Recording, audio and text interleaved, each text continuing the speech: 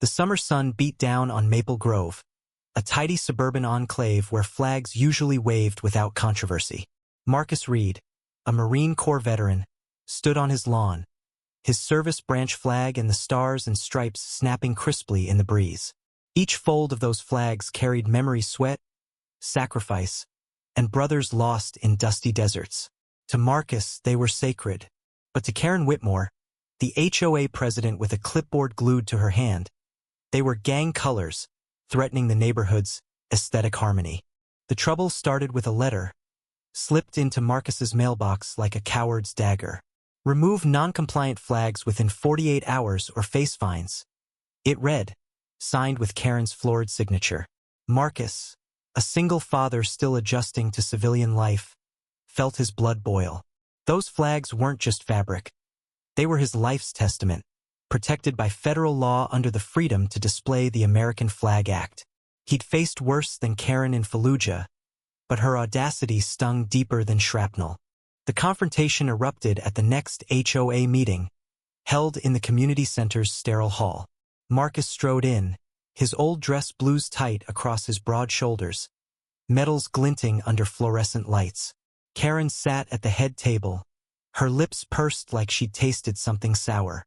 Neighbors filled the chairs, including young Jamal, a college kid who'd mowed Marcus's lawn and listened to his war stories with wide eyes.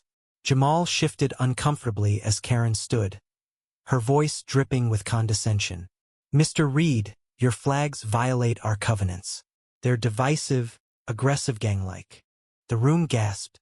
Marcus's fists clenched, his voice low but steady. "Divisive? I carried that flag through hell so you could sleep safe. It's not decor. It's duty." Karen scoffed, waving her clipboard. "Rules are rules. We voted for uniformity." Jamal, torn between his mentor and the HOA's pressure, stammered, "Maybe we can compromise?" But Karen's glare silenced him. The clash spilled onto Marcus's lawn the next day. Karen arrived with a county official, demanding the flag's removal. Neighbors gathered, phones out, recording the spectacle. Marcus stood by his flagpole, his daughter Lily clutching his hand, her eyes wide with fear.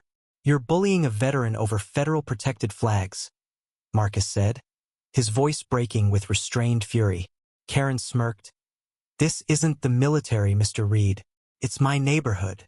The standoff escalated when the official, after a quick call, confirmed Marcus's rights.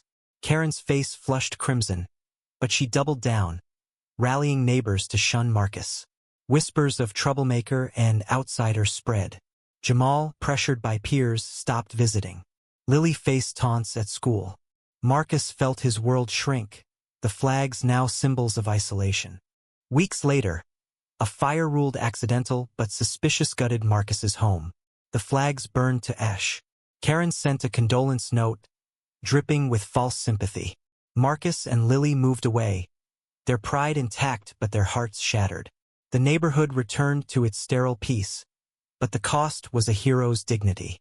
Was Karen's crusade for control worth the pain she caused? How do we balance community rules with individual honor?